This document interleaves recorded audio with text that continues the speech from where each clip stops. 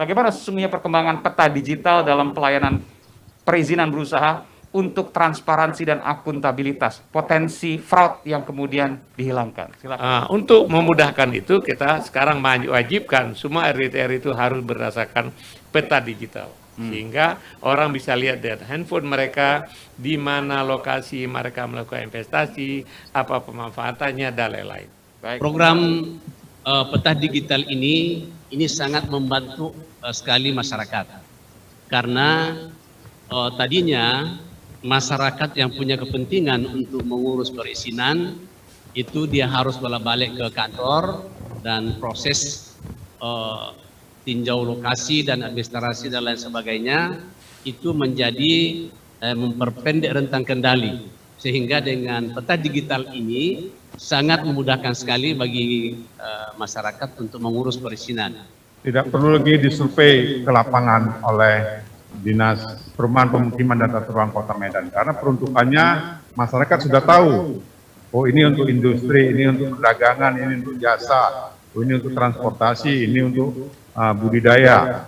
Jadi masyarakat sudah bisa membaca sendiri. Ada keberadaan dari peta digital tersebut dalam skala yang operasional, ya, yaitu di skala 1:5000. Memang ini skala yang cukup detail dan membutuhkan sumber daya, tadi disebutkan oleh Bapak Wali Kota Pak Yakumbo.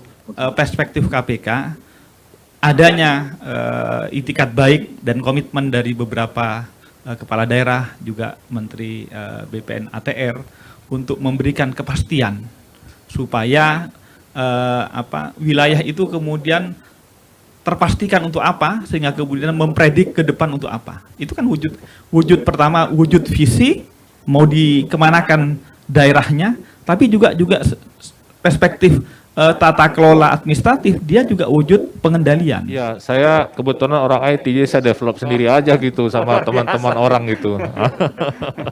Perhatian khusus terhadap pemanfaatan tata ruang kota. Di antaranya kami sama tadi dengan Wali Kota Payakumbuh tadi. Aksi Nasional Pencegahan Korupsi ANPK, penghargaan praktik baik bagi kementerian, lembaga, dan pemerintahan daerah. Praktik baik, pemanfaatan peta digital dalam pelayanan perizinan berusaha.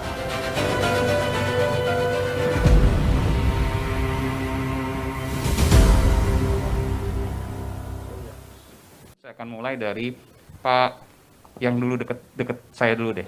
Siapa? Pak Wali Kota Payakumbuh, Pak Haji Riza Falepi. Silakan Pak Riza. Apa yang kemudian bisa disampaikan di sini Pak, bahwa ini dari target 2000 baru 67. Kelihatannya kok susah banget, susah nggak sih Pak? Iya, memang memulai itu memang agak susah Pak. Mulainya yang terima kasih susah. Pak Iman. Jadi kita mulai dulu waktu itu memuat peta digital itu pertama dulu awal-awal aneh kata orang. Saya keluar uang segitu bilang korupsi sama orang. Bingung juga saya. Berapa Pak? Boleh Pak? Boleh, berapa waktu itu Pak? Tahun 2015 saya udah memulai. Oke. Jadi Keluar uang segitu maksudnya uang berapa itu Pak? waktu itu bikin petanya aja sampai detail itu hanya 2, akhirnya Miliar ya? iya, vendornya bilang sama saya, Pak Wali, kalau Bapak bisa cari yang lebih murah dari ini, potong telinga saya, kata. Ini udah paling murah, ini saya karena teman Pak Wali, saya kasih yang murah aja lah, katanya, biar ini lebih didorong, katanya gitu.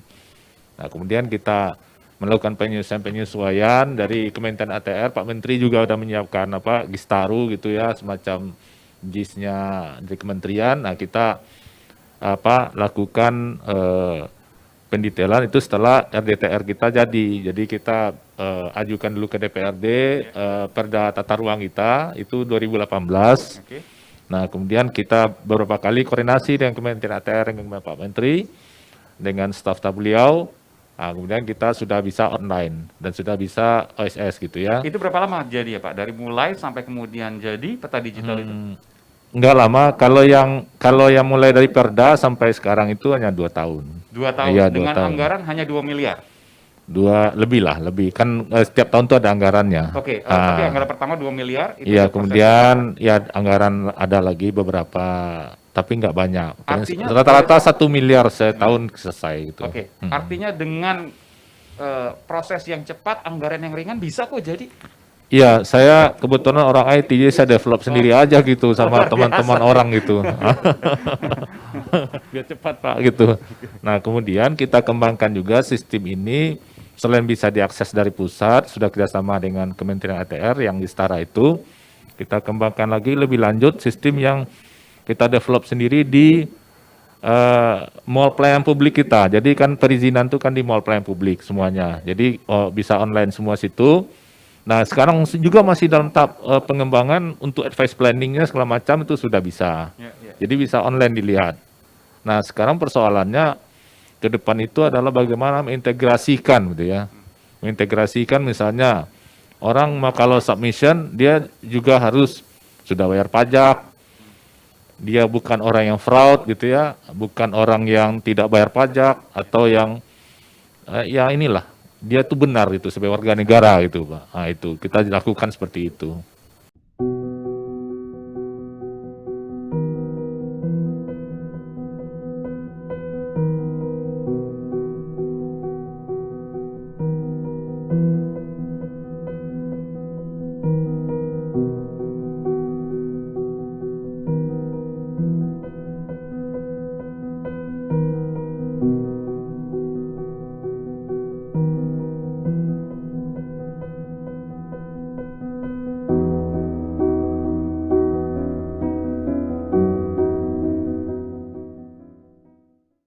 Pak Wali Kota Payakumbuh, Iya, ada ya. yang menyampaikan? Terima kasih Pak Iman. Ya kami merasa dengan adanya RDTR dan pengembangan tata ruang peta digital seperti ini ya, jelas pelayanan lebih cepat. Di kita itu 3-7 hari selesai perizinan. Dan yang jelas Bapak nggak bisa macam-macam lagi. Nah itu udah pasti, itu udah harus komitmen gitu ya. Karena bagaimanapun juga ini semua udah transparan dan bisa di tracking, ini persoalannya. Anda sekarang otak-atik petanya nggak benar, udah lewat itu. Kalau dulu manual, kalkirnya itu bisa diotak-atik Pak. Sekarang udah nggak bisa. Digeser-geser, nggak bisa lagi. Jadi ini semua sudah transparan. Nah ini adalah mindset baru dan ini sangat reformatif. Artinya kita sudah masuk cara memerintah modern, good governance. Nah inilah yang kita harapkan sebenarnya, sehingga pemerintah ini benar-benar pemerintah yang melayani.